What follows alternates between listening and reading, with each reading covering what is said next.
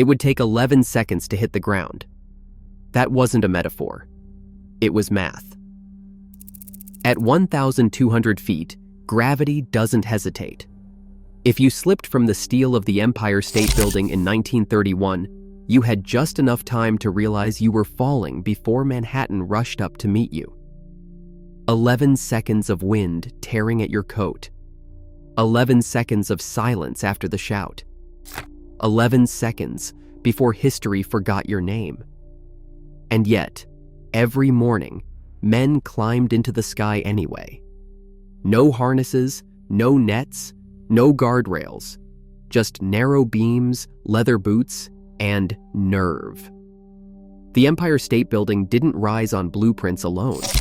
It rose on balance, bravado, and a generation of roughneck daredevils who believed that trusting your body was safer than trusting equipment. Men who ate lunch sitting on girders thinner than a sidewalk curb. Men who stepped out into open air because hesitation was more dangerous than speed. This is the story of how they built the world's tallest building, and why falling wasn't the scariest part. By the late 1920s, New York City was locked in a vertical arms race. Height meant prestige. Prestige meant money. And money meant speed. The skyline was no longer just architecture. It was competition cast in steel. The Empire State Building was conceived not as a monument, but as a weapon. It had one job: be taller than everything else. Taller than the Chrysler Building. Taller than Wall Street towers. Taller than any structure on Earth. To win that race, the building had to rise faster than anyone thought possible. And it did. From the first steel column to the final spire, the Empire State went up in just 410 days. At peak pace, the structure grew one full floor every single day. No skyscraper before or since has matched that speed. But schedules like that do not allow for fear. Every delay cost thousands of dollars. Every pause rippled through hundreds of workers. Steel arrived by the ton, delivered in exact order, lifted straight from the street to the sky. If iron workers slowed down, everything stopped. So they did not slow down. More than 3,400 men worked on the site. Many were recent immigrants. Many were farm boys turned city laborers. And a large number were Mohawk ironworkers from Kanawake, a community just south of Montreal, whose men had earned a reputation for working at heights no one else would touch. They weren't fearless. They were trained not to freeze. To understand why these men worked without harnesses, you have to understand what safety looked like in 1930. At first glance, the safety belts of the era seemed sturdy. Thick leather, heavy steel buckles, hemp ropes tied off to beams. On paper, they were protection. In practice, they were a liability. The belts weighed up to 10 pounds. They cinched tight around the waist, restricting movement at the hips, the exact place an ironworker needed freedom. The hemp ropes frayed easily against sharp steel edges. Knots slipped. Buckles jammed. Worst of all, if you fell, the belt did not stop you gently. It stopped you violently. Without leg straps, the force snapped the belt upward into the abdomen. Workers were crushed internally. Some were flipped upside down and left hanging, unconscious, spinning in space. Others slammed sideways into steel columns with enough force to break ribs. Ironworkers saw this happen. They learned quickly that a bad belt could kill you faster than no belt at all. And there was another problem no engineer could solve: snagging. A loose rope could catch on a rivet. A buckle could hook a flange. A momentary tug at the wrong angle could throw off your balance mid-step. Up there, balance was everything. Walking steel isn't like walking a sidewalk. A beam is 6 to 12 inches wide. Wind pushes unpredictably. The structure itself flexes and sways as loads shift. Ironworkers didn't walk straight across beams. They flowed across them. They hooked heels over edges, twisted hips outward, leaned into empty space to counterbalance a reach. Their ankles, calves, and core did constant micro-adjustments, reading the steel the way a sailor reads a deck. A harness interfered with that dance. It locked the waist. It pulled backward when you leaned forward. It turned smooth movement into stiff motion. Stiff motion got you killed. So instead, workers relied on technique. One of the most famous was heeling off. By curling one boot heel over the edge of a beam, a worker could lean far out, anchoring himself with bone and muscle instead of rope. It looked insane to anyone watching from below. To the men doing it, it was controlled physics. Freedom of movement wasn't recklessness. It was survival. But the decision to go without protection wasn't just practical, it was cultural. On the steel, reputation mattered more than resumes. Crews watched each other constantly. A man who hesitated too long at an edge. A man who asked for extra lines. A man who clipped on a belt. Those men were noticed. Among Mohawk iron workers especially, working high steel was a matter of identity. Fathers taught sons. Uncles trained nephews. Stories of bridges and towers passed through generations. Fear wasn't shameful, but showing it was. Trust was everything. When you stepped onto a beam, you trusted the man next to you to stay steady, to read the wind, to react instantly. Depending on a harness was seen as admitting you couldn't handle the work, and if the crew didn't trust you, you didn't stay long. No one wrote these rules down. They didn't have to. Instead of harnesses, iron workers built their own system of safety, one based on awareness and teamwork.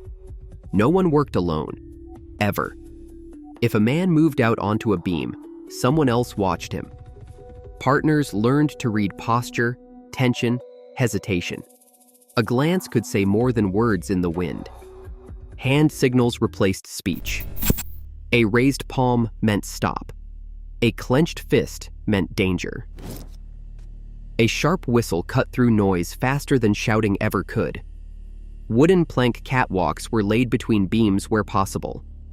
Narrow, rough, often temporary, but better than bare steel. Hemp ropes were sometimes looped loosely around the waist, not as fall arrest, but as something to grab in a slip. Older workers trained younger ones constantly. How to test a beam's vibration with your foot. How to feel wind gusts before they hit. How to tell when fatigue was making your hands slow. Safety wasn't equipment. It was knowledge. Still, no amount of skill could beat gravity every time. Falls were the leading cause of deaths on skyscraper sites. Contractors rarely published full numbers, but a grim rule circulated in the industry: one death for every $1 million spent. Officially, 5 men died building the Empire State Building. Unofficially, many believed the number was higher. Records were vague. Immigrant deaths were underreported. Some accidents were quietly absorbed into the cost of doing business. When someone fell, work stopped briefly. A body was removed. The crew went quiet. Then the whistles blew, and the building kept rising. Families received small payouts, often raised by fellow workers through union funds. Widows moved in with relatives. Children grew up hearing where their fathers fell from. The skyline was built on those absences. There were moments when the industry tried something different. On the Golden Gate Bridge project in the 1930s, engineers installed massive safety nets beneath the span. 19 men fell into those nets and survived. They jokingly formed the Halfway to Hell Club. But even that innovation had limits. When a scaffold collapsed in 1937, 12 men fell at once. The net tore free. 10 died instantly. In New York, nets were never installed on skyscrapers. Too expensive, too slow, too much hassle. Speed always won. Everything changed in 1971. That year, the federal government created the Occupational Safety and Health Administration, known as OSHA. For the first time, fall protection was not a suggestion or a union fight. It was law. Any worker more than 25 feet above ground had to be protected. Inspectors could fine companies, shut down sites, and hold supervisors accountable. At the same time, technology finally caught up. Leather belts were replaced by full-body harnesses made of lightweight synthetic webbing. Shock-absorbing lanyards spread the force of a fall across the shoulders, the chest, and the thighs. Self-retracting lifelines locked instantly instead of jerking violently. The gear no longer fought the body, it moved with it. Veteran ironworkers resisted at first. Many hated the harnesses. Some refused outright. But younger crews adapted quickly. What had once been a mark of weakness became standard practice. The old code faded. Today, a modern harness weighs less than 3 pounds. It takes minutes to inspect. It can stop a fall of thousands of pounds of force without serious injury. On any job site, above 6 feet, tying off is mandatory. No debate, no exceptions. Safety meetings open with stories of the past. Trainers talk about the men who built the skyline without protection, not to glorify the risk, but to explain why the rules exist. Every buckle is a response to a death.